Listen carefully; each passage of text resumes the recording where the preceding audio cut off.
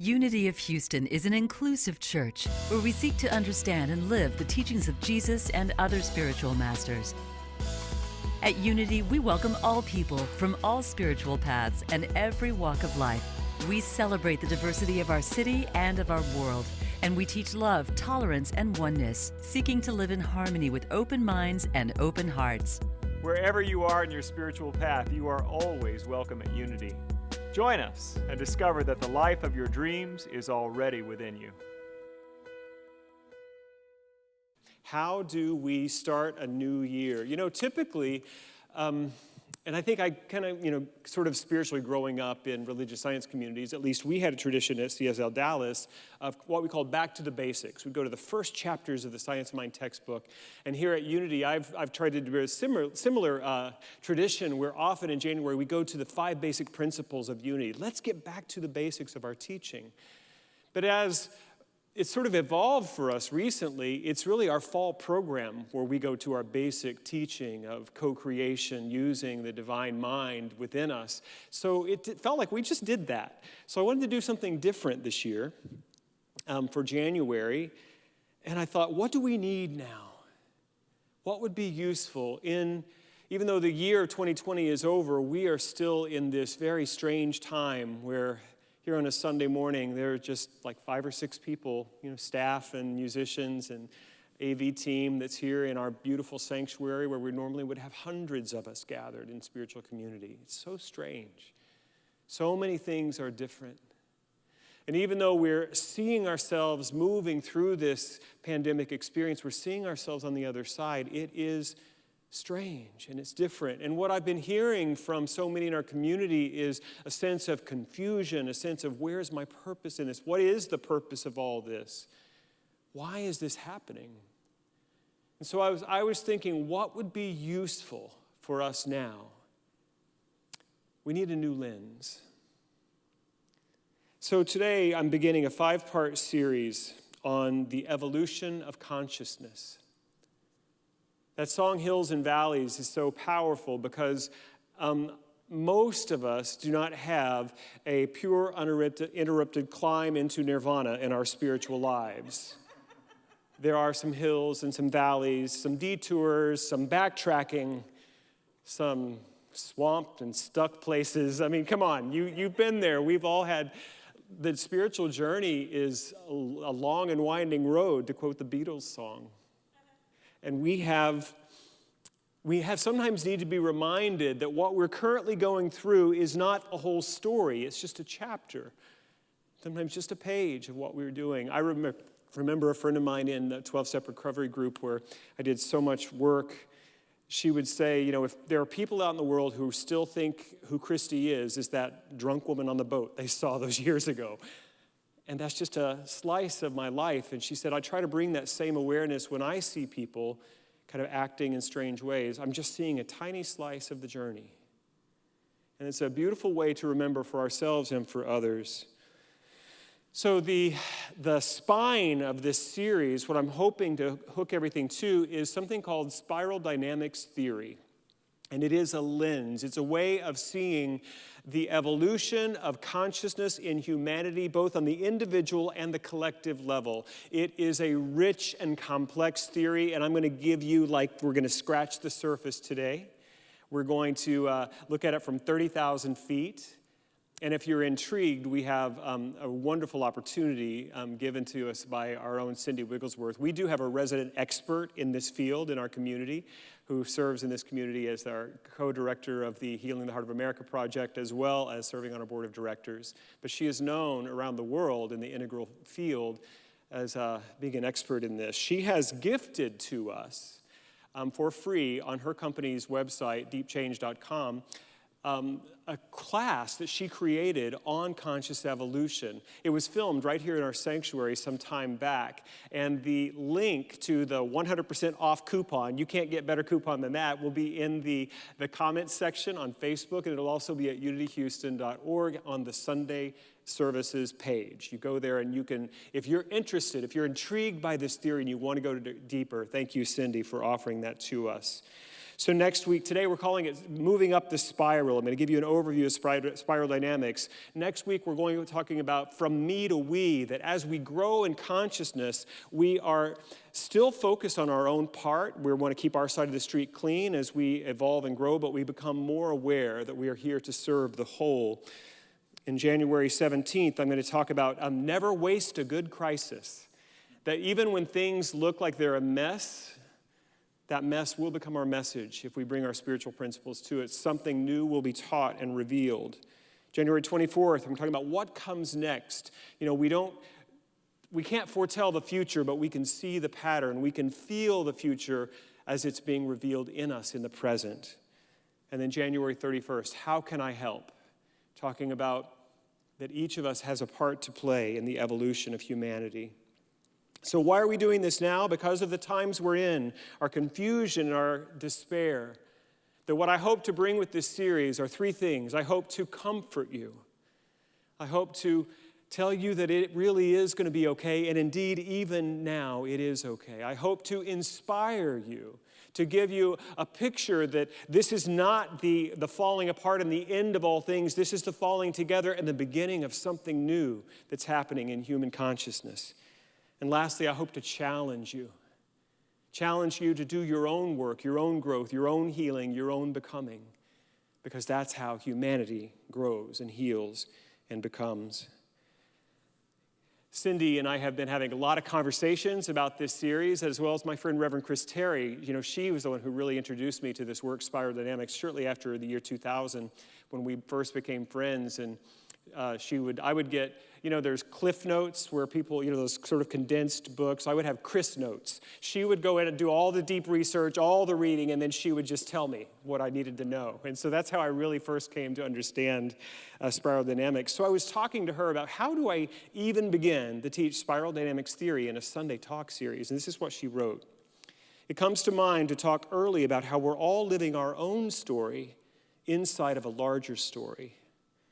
So in other words, help people understand in a relatable or elegant way that what is happening with them personally is happening within a movement that is larger than them.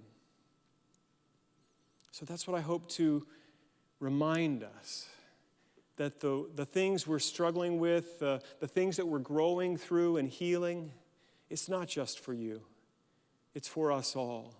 As one of us heals our own consciousness, we lift the all. As the tide rises, it lifts all boats. There's a story, this also came from Chris. I've used it before, but I like the way that it was worded in her email. A young couple moves into a new neighborhood.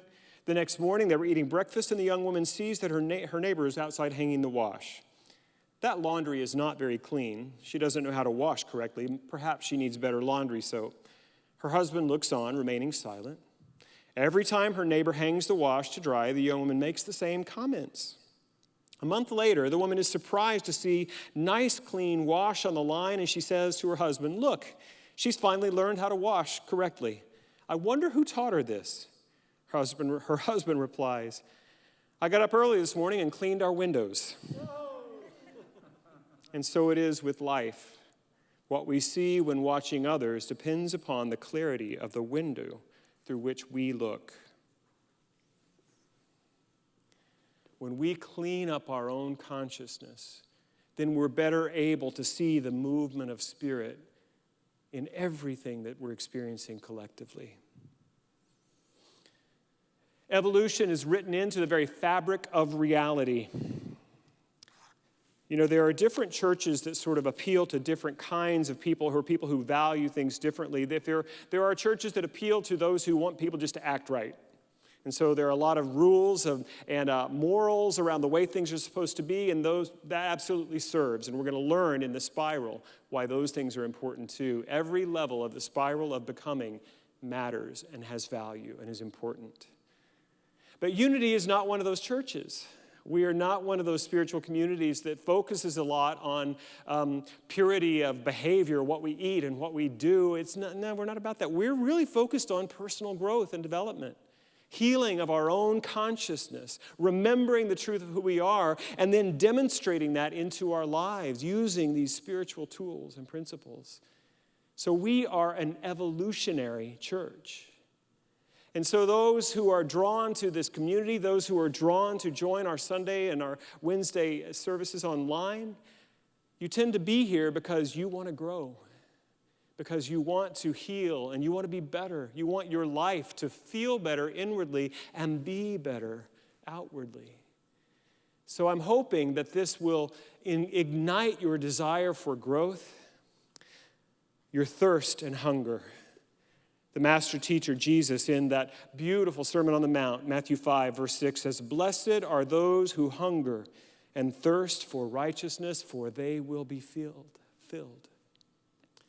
That your desire for your own growth, for your own becoming, guarantees that it will be met because we have aligned ourselves with the very energies of life itself. One last scripture verse, and then we're going to launch into the theory. This is from 1 Corinthians chapter 3, verse 17 and 18. "Now the Lord is the Spirit, and where the Spirit of the Lord is, there is freedom. And we all, who with unveiled faces contemplate the Lord's glory, are being transformed into that image, His image, with ever-increasing glory, which comes from the Lord, who is the Spirit." In the King James, it says, "Glory unto glory." That we are forever reminding ourselves who we are. As we contemplate spiritual things, we are revealed as spirit. And no one is finished. The spiral never ends. We're all doing this work of becoming who we already are.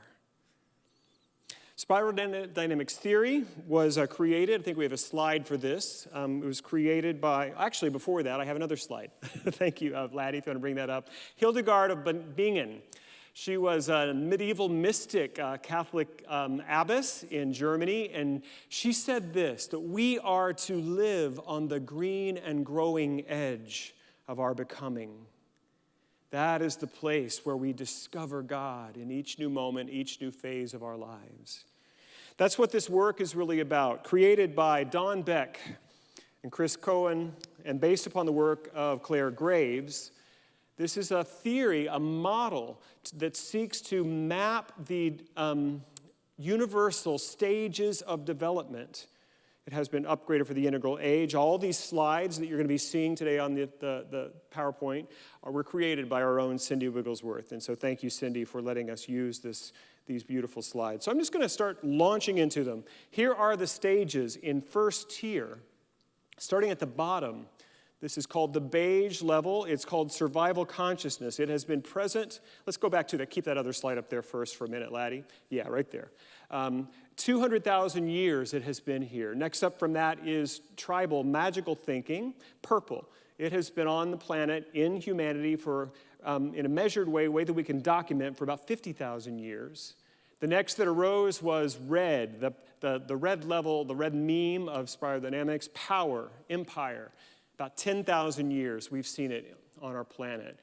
What came out of that was the next level up, which is blue, purpose, order, rules. The blue level of spiral dynamics has been on planet Earth in humanity for about 4,500 years. What arose next was the orange level of consciousness, which is about industrialization. It's about striving for better. It's been on the planet for about 500 years. We can sort of map it to the beginnings of the Industrial Revolution, the beginnings of the dawn of science, modern science. And the last of these levels to be revealed on the planet was called the green level, pluralism, eco-sensitivity. It's just been about 150 years, and it has to do with an awareness of others and the planet. So now we'll go through these one at a time. Just kind of quickly, I'm telling you, this is a 30,000-foot view. So we're not going to get to all of it. If you're interested, please take advantage of this opportunity to take the class that Cindy is gifting to us now. But the issue at the beige level is survival. The color beige is because it's about the dry savanna.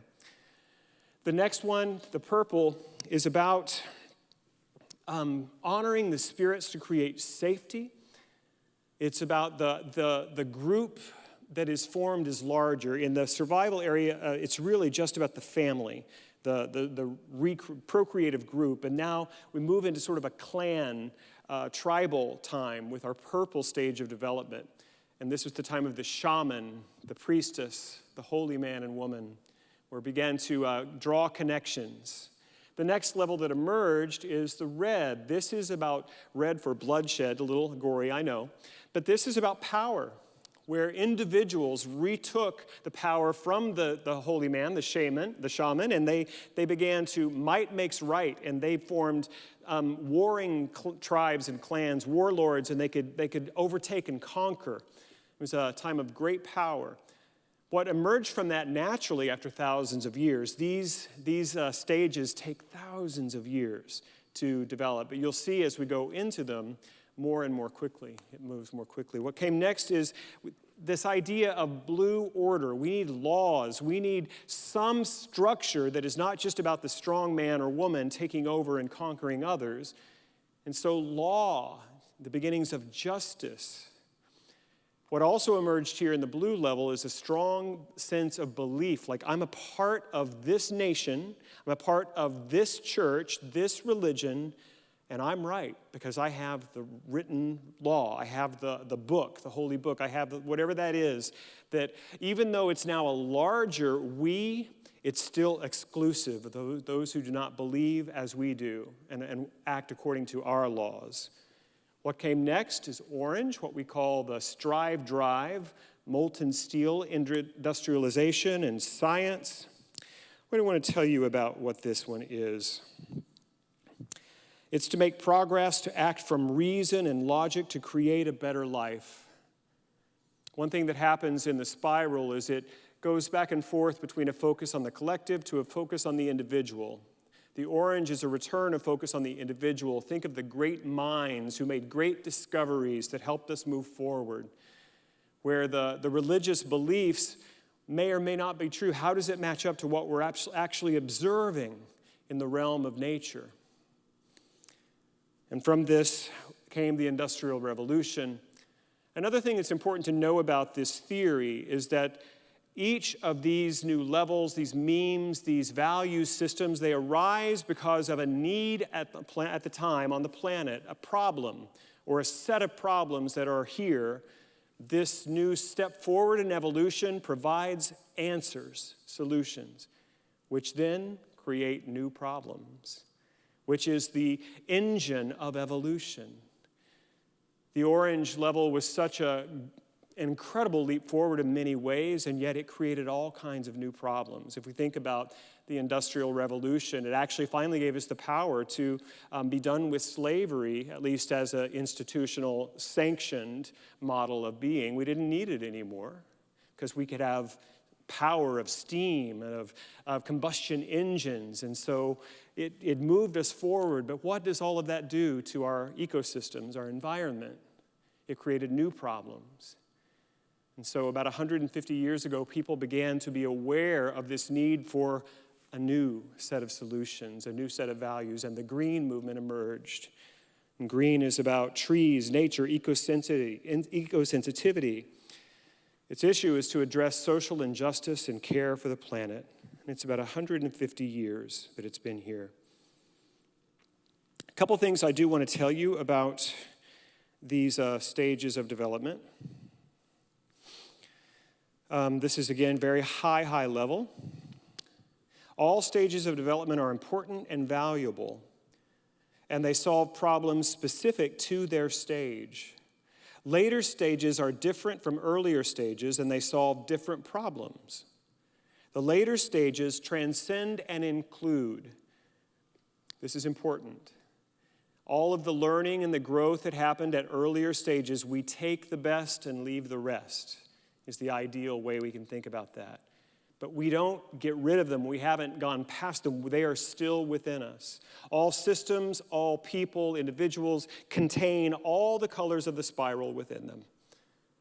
And also, as consciousness of humanity in itself has grown through each of these stages, so we, from infancy, grow at survival in beige, and through childhood and adolescence, we ourselves move through these stages of conscious evolving and becoming. Later stages transcend and include, and it means that we can flexibly use and compassionately work with all levels. So really, scratching the surface here. I do want to point us to what comes next. These bottom 6 levels are what are considered Tier 1. And one thing about this is that in Tier 1, each level kind of thinks that they've got the right way of seeing it. There's not a lot of understanding or appreciation of other levels or value systems. But what happens at this leap to Tier 2 with the yellow level that emerges is the ability to understand and communicate and see the value of all the previous stages. It takes us until Tier 2 before we can really do that. And you can see that that is not fully established in any of our governmental systems. It's not fully established in religion. I do think that unity and new thought are yellow in our consciousness because we do see the value of all people. Here are some things about yellow. Intuitively grasps the entire spiral and thus understands that each meme is important. It grasps big pictures, global flows, universal networks, discovers personal freedom without harm to others or excesses of self-interest. That one is huge for me. That second-tier thinking will retain all the good of personal freedom of expression, but not in a way that harms others or the system.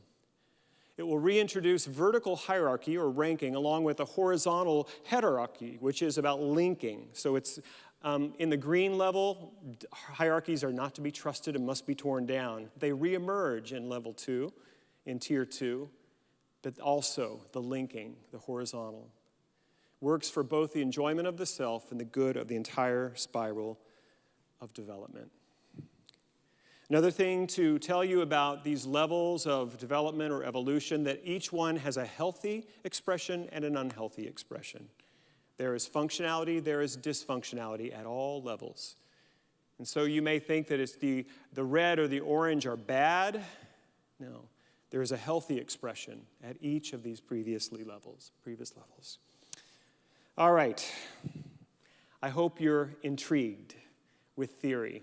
I'm not going to spend any more time in a Sunday message which is meant to be inspiring and comforting and challenging, but with theory. Study it on your own. We'll keep coming back to it. I want to come to a little story. I don't know if anyone has seen the new Disney Pixar movie, Soul. It's profoundly moving to me. It talks about the soul's becoming. So what I have done today is I have prepared a story, a hero's journey of our family history, the history of humanity. And soul is an interesting word because it's very squishy theologically. It's hard to say exactly what it is. People mean so many different things. It's not a very good word for theoretics either, but for storytelling. Our soul knows. And also, we not only have the individual souls, but there are collective souls. There is a soul of Unity of Houston for 101 years, revealing itself through our growth and becoming. And this is the story of the awakening of the human soul.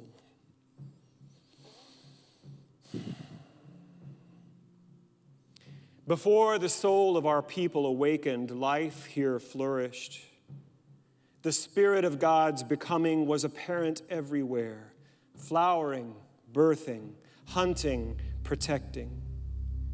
In millions of species, in billions of individual organisms, this impulse for evolution burned brightly. But consciousness was thin. No awareness of self or others, only the beautiful and powerful drives of instinct, of survival, of procreation. Our kind began to distinguish themselves from others by our intelligence and our adaptability. Still instinctual, without self-awareness. Then the human soul quickened in our ancestors. A light began to grow in them, a dusty, dim light, the color of sand, of dried grasses on the prairie. But this was the beginning of our conscious evolution. The soul spoke to our great-grandmothers and to our great-grandfathers with a single word, insistent and powerful. It said, live. And for tens of thousands of years, for millennia, this driving force for survival, which before had only been instinct, became conscious. Awareness of self and other, and small family groups. Remember where the berries grow. Feed the younglings. Care for the sick if possible, if that will help us survive another winter. From our perspective, it was a brutal and cruel existence, but this was the beginning, and beginnings are powerful. After centuries, our ancestors grew in awareness and skill, and many were not only surviving but thriving. The human soul stirred again. A new light began to glow in the brightest and the quickest of our people. They began to see connections in the world. When the sky boomed in thunder in a late summer afternoon, the storm would be fierce. Find cover. It was just like the angry, strong hunter when he became enraged. Duck, hide. Maybe there was an angry hunter in the sky. These bright ones had a light of the soul that was clear and deep, purple, magic. They created language and story that helped the rest of us feel safe in a dangerous world. The shaman, the priestess, the medicine woman, our intelligence was growing and building deeper generation upon generation. We now had culture, rudimentary religion. Power began to coalesce, and after many, many seasons of this purple time, the soul stirred again. Now, some of our ancestors began to question the magical powers of the spirits and the gods, and they found their own power and used it.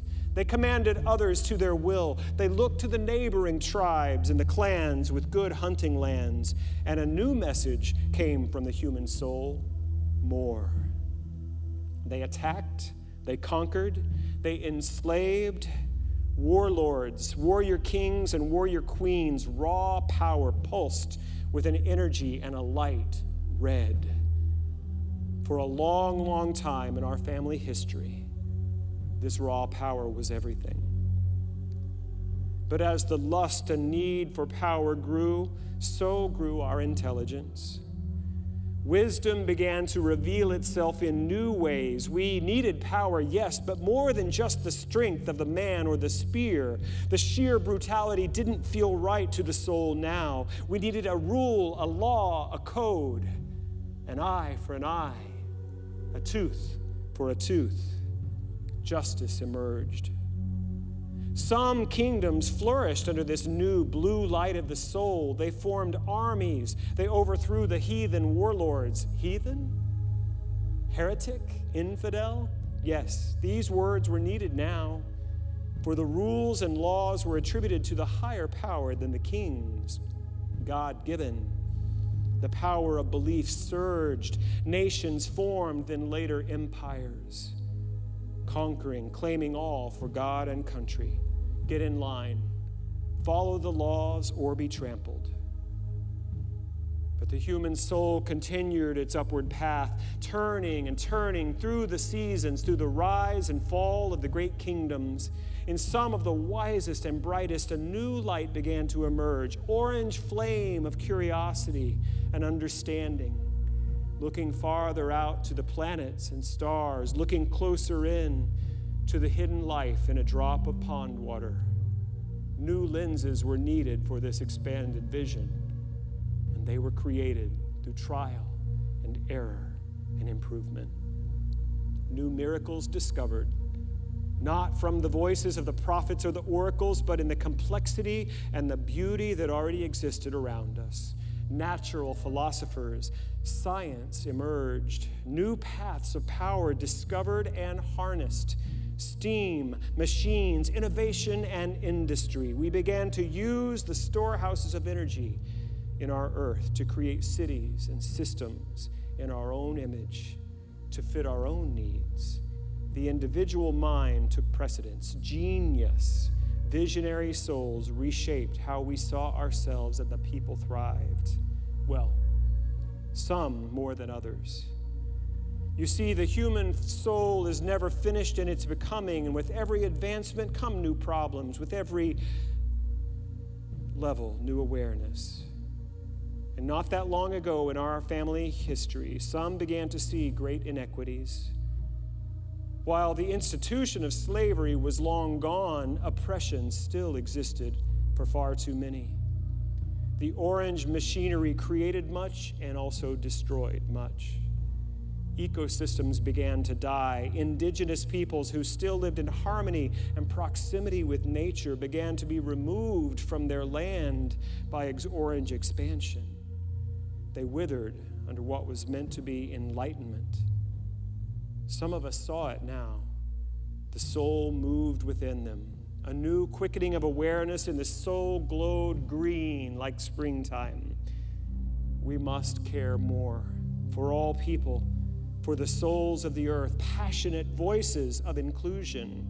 These green-lit souls flared brilliantly against the oppressive blue religions that excluded, against the orange accumulation of wealth at the expense of others. The hierarchy must be brought down. Striking peace, seeking peace and equality, many gains were made for minorities and are still being achieved. But the divisions rise, excluding those who exclude. The green soul shows us need for change, but the way is not easy or clear. More is needed from our human soul. So now we are here, in a time of unbelievable wonders of technology and achievement, with problems that are so huge we're just beginning to grasp them. We are bewildered by the differences in the ways different factions see everything. Solutions elude us. But the soul is stirring again. What is needed this time is not a subtle shift, but a leap. A movement in consciousness unlike any previous. A new dawn, yellow light of a new sun, quick, solution-centered, active and aware, innovative, understanding and honoring all previous lights and colors of human family. Fluent in all the soul's languages, seeing connections between systems and problems that were never seen before. The problems seem insolvable, but the potential, it's already here, waiting for our recognition, for our willingness. The soul whispers to us, are we listening? What message is coming now to you and to me? God bless you. Thank you. Thank you for watching this message today. I'd like to invite you to join us in person here on campus at Unity of Houston for Sunday morning or Wednesday evening services. If you can't be with us here on our campus, you can still join us live on Facebook or on our website, unityhouston.org, Sunday mornings at 11 a.m. Central.